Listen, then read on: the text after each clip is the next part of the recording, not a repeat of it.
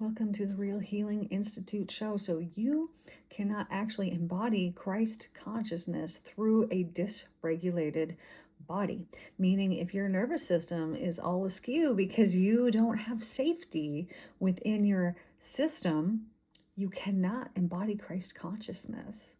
Now, the reason is because it's not that you're being punished or anything along these lines. It is purely because Christ consciousness is constantly giving out life from self. So it is giving out life force energy. So what is life force energy that's actually life-giving? Well, it's filled with love, joy, compassion, everything that Christ embodied and emanated to others. But if you have within yourself a dysregulated nervous system, meaning that you're caught in fight, freeze, or fawn. Fawn is where we people please and things like this. If your body is stuck in that fight, flight response, it is because you are in survival mode, right? Your body's saying, this isn't safe, this isn't safe. And so then you're in survival mode. And when you're in survival mode, you cannot embody Christ consciousness. Let me explain this further. So Christ, when he was healing people, this is how he did it. He would tell them, he would explain to them, like, you reap as you sow. You've caused all these issues for yourself. He would explain to them how they got themselves in these predicaments. So let's talk about the physical body. So he has somebody coming up, and he then knows, what's wrong with this person and why they're in that state. And it has to do with the fact that they are believing, thinking, and embodying something that is not Christ consciousness, something that is not the actual truth. And because they have done this, their system is now downgraded. And so where you're supposed to have all this energy that you need to have in your shoulder, if you were doing something, if you're thinking something that's out of alignment, the energy that is meant to be here, maintaining and keeping this part, could be being depleted and drained off because you're believing something that is harmful and not true, even though it'll appear true in your life. It's not the actual truth. There's a difference.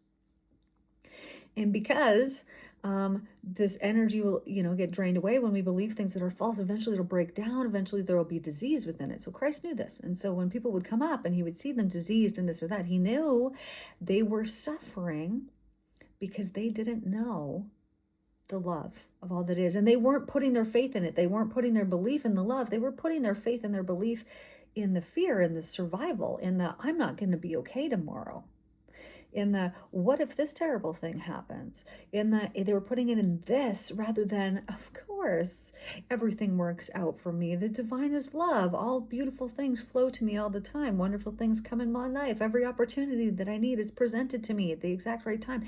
They were believing things that were not true, and he knew this. And so as he corrected this for them, so that they wouldn't bring it back, because he could have gone and he could have touched them and been like, bam, you're healed, because of his faith. But he knew that that would only last however long until they weren't there with him anymore. So he was teaching them, you reap as you sow. And this is why the Bible is filled with parables, because the people weren't actually understanding what he was saying, because he was teaching something completely different than what they had been taught in church. And what they'd been taught in church was that, well, you need to pay for these sacrifices. You need to do all this. They were just taught all this complete and total BS. And because the people at the time were lording this over them of, oh, if you don't pay for these sacrifices, if you don't go over there and let me murder this rabbit to atone for your own sinning by me killing something other than you, then you're going to go and suffer in hell. And Christ was like, what are you guys doing? Like, these things that you're murdering were meant to enjoy life just as you guys were meant to enjoy life. Like, who came up with this crap? And so he was teaching completely different teachings than what was previously there, which is, why they ended up getting rid of him, because he was pissed and he's seen that they had these taxpayer, tables, taxes set up in the church to go in here, go pay for these sacrifices here. Well, he was in the church flipping over tables because what they were doing was wrong and corrupt and was leading people nowhere except to hell on earth, and to believe that they were suffering when they were already suffering, and to believe that now they're going to suffer even more later on in life. So he was pissed, and so he was doing all these things to essentially rebel against the norms of what was going on. And he would come up, and people would come to him, and they would come to him for healing. He would tell them why they were sick in the first place. And then through his faith, his belief in the love, because he was not in fight, flight, or freeze. He was not, or fawn. He was not in any of these things. He was in the truth. And the truth is that everything is made of love. And now you will have experienced something in your life that you would say, this is not love. That was, terrible, this horrible thing.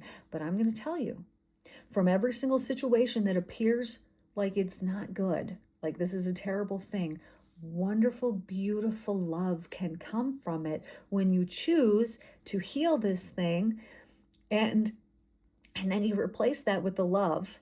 Let me give you an example here. So let's say that you had been in, I'll give you the example of my actual dentist. He was in a terrible accident and all his teeth were all smashed up and destroyed. So what did it lead him to do?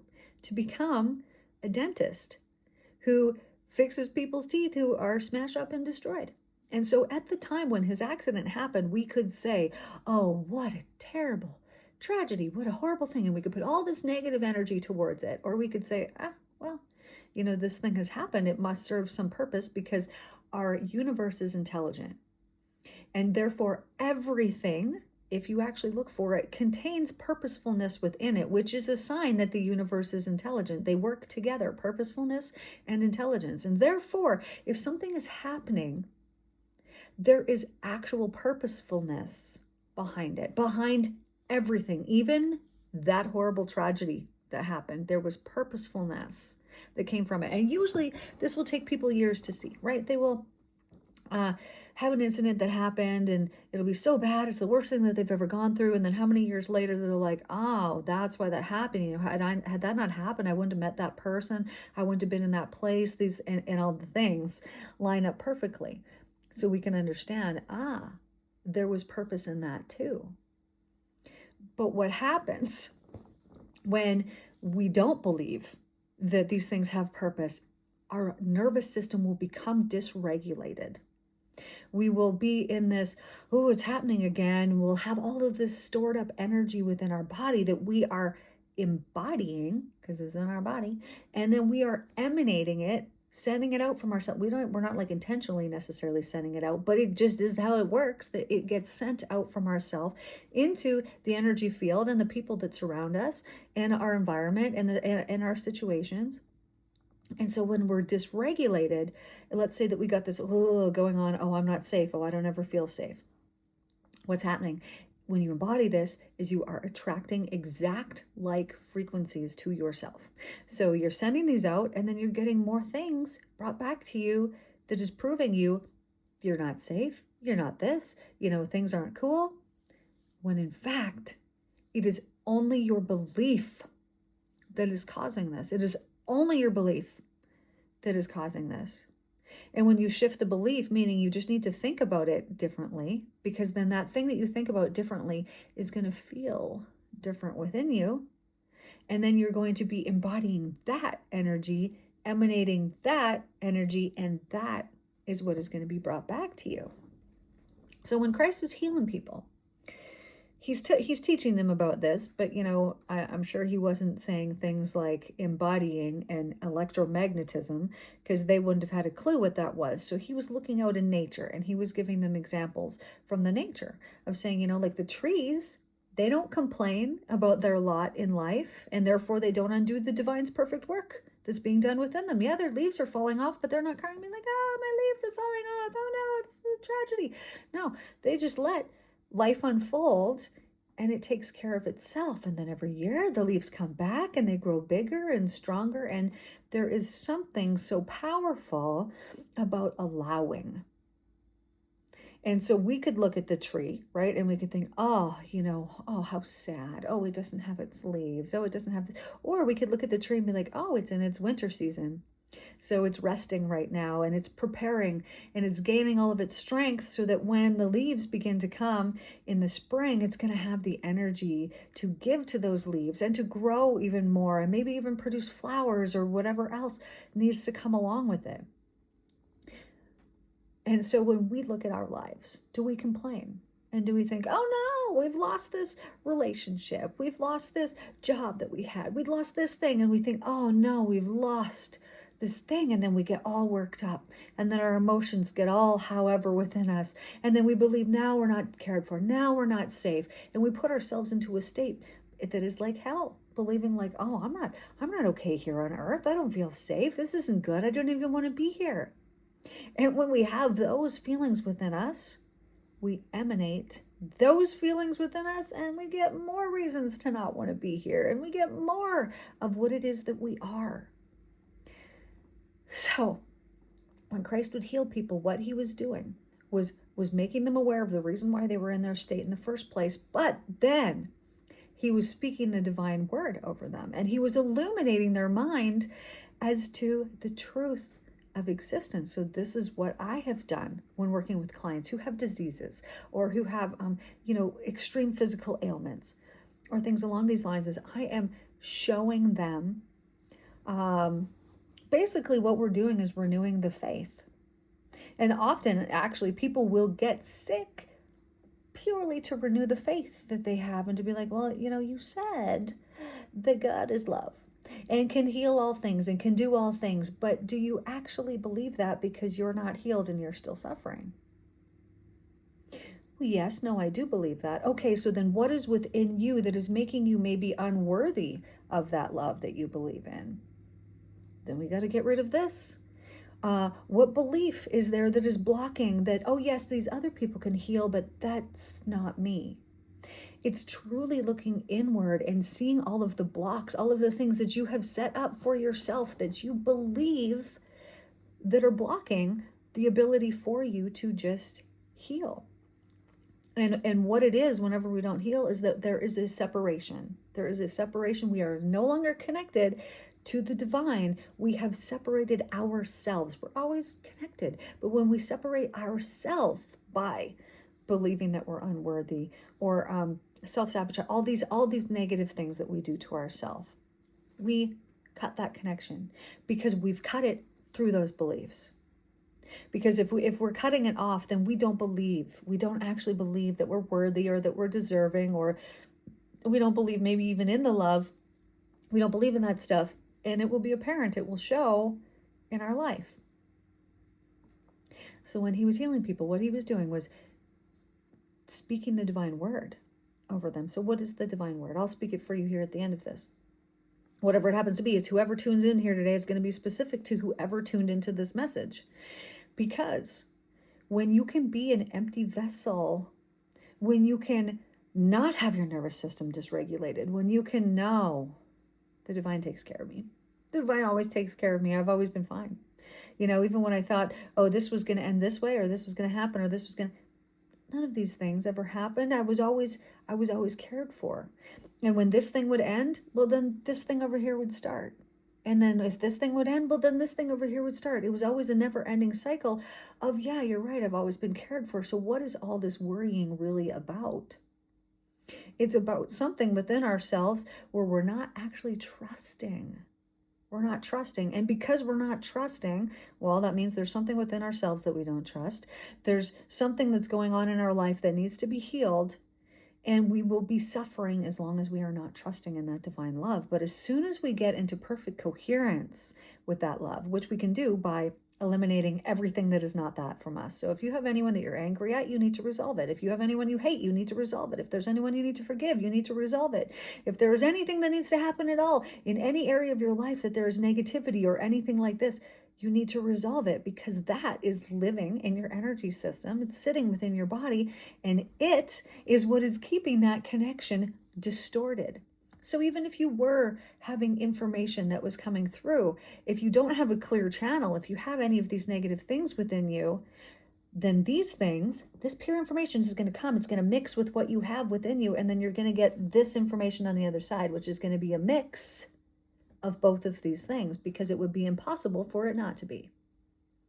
Whereas when you get rid of all of this stuff, then the divine just comes through and you can just speak whatever you need to speak, and it's going to come out of your mouth, and it's not going to be filtered by the negativity, by the trauma, by the untrue beliefs, because it's going to completely distort the message that comes out on the other side with lies. But we will believe in them so much so that they will become true for us, and they will be true in our life, but they're not the truth. And we can change this at any time.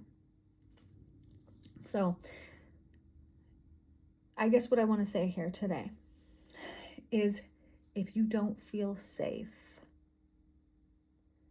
that's what needs to happen first. That's the work that needs to be done, is to regulate your nervous system. And so if you've had trauma in the past, if you don't have high confidence, if you don't whatever, then there's trauma that is within your body. And that's cool, because most people, all people, everybody's has had it. And then there's those who choose to heal it and soar to the heights of spiritual illumination. And there's those that choose to not heal it, maybe because they don't know how, or because they don't want to do the work, or they're afraid that once they start, it's never going to stop, or whatever happens. And that just keeps them here on the earthly plane, which is also cool. We're not going to judge this, because there's billions of us and we all came here for different purposes. Okay, so I want to tell you a little story. So there's this woman that I know, and she has such a good heart, like a true heart of gold. And she just wants to help every person in the world. She's just so good. And she always gives, even though she doesn't have that much to give, she still gives. And then what she's given is always returned to her in some way. And so she met this woman who was a homeless woman, and she goes and she, brings this lady a bunch of things, and had told me about it, which it took her a bit to tell me about, because she doesn't usually tell. When she does things for people, she likes to keep it quiet. She doesn't like to tell people about it. It's just something that she likes to do. And so she told me about this, and I can't remember what she said about, oh, this poor woman or something. Or it was kind of like giving ooh, woe is that woman, poor thing. And I said, think what she's done for you. How did you feel when you were able to help her? Oh, well, I felt amazing. So what a gift she has been to you in this world. How valuable would you say that she is because of that? Oh, extremely valuable. Mm-hmm. So it took something from kind of a judgment of, oh, this poor person, to, oh, wow, yeah, no, that person really did do something for me. Oh, wow, yes. And then when you shift that energy and you just think, oh, I'm just so grateful and thankful for this person, I don't need to feel sorry for them anymore, then you are sending them that uplifted, thankful energy, and that is going to feed them and do wonderful things for them, rather than, oh, this poor person, what a terrible thing. You're sending them that energy, and that's not going to help anybody do anything. So truly being thankful for every person and realizing that they're all equal. Even if someone is living on the street, what does that matter? What have they done for you? What a gift they have given to you by being on the street, so that you had access to them, so that you could help them in some way. What a gift they have given you. And you're not above them for doing that, and they're not above you for doing that. We're all equals, and we're all here. You give, I give, we give to each other, and we're here to help each other grow. And so everything has total purposefulness here on this planet. But if we're dysregulated, then the magical, beautiful spiritual gifts that we have within us can't be used as effectively or as efficiently or as powerfully as they're meant to be used when we heal all of this stuff that's distorting and causing illusions to the messages that are coming through, or that aren't coming through, because there's so much distortion that it can't. And I gotta say that I believe it's always pouring down on us, but it's only us that blocks us. It's only us that's ever standing in our way. Of all the work that I've done with clients, and it'll be like, okay, that we will heal all these things, we'll do all this stuff, and it's like, okay, so look forward. Who was it that was standing in your way? And so often, previous to doing the inner work, we think it's other people that are stopping us from doing this, or because this person did this to me in the past, or whatever it is. And then when we actually get down to it and we actually invest in ourselves and we go into subconscious healing and we realize it was me the whole time. I was standing in my way the whole time. And it's like that realization alone, when we're in state, can truly set us free. So I made this course, or it's not even a course, it's a quiz, and it's got some resolutions on the other side of it. So this is about childhood wounding, childhood trauma. And so that quiz, free quiz, is down below. And what it's going to do is when you go through it, you're going to see if things from your past are still affecting you today, because there will be patterns that will show up, and this will be able to identify whether there are still unhealed traumas from the past that are affecting you now. And if they are, then it offers you a solution to be able to heal this. Because as long as we don't heal this, like I said, all the messages coming through, they're going to be distorted. They're going to be filtered through our own wounds, our own unhealed wounds. But when we heal them, then we get different, new, clear information. And we don't got to decipher, we don't got to anything. It'll just come through. And it'll be so much more helpful for us, for the world, for everyone. So this is what I got for you guys here today. Thank you guys for tuning in.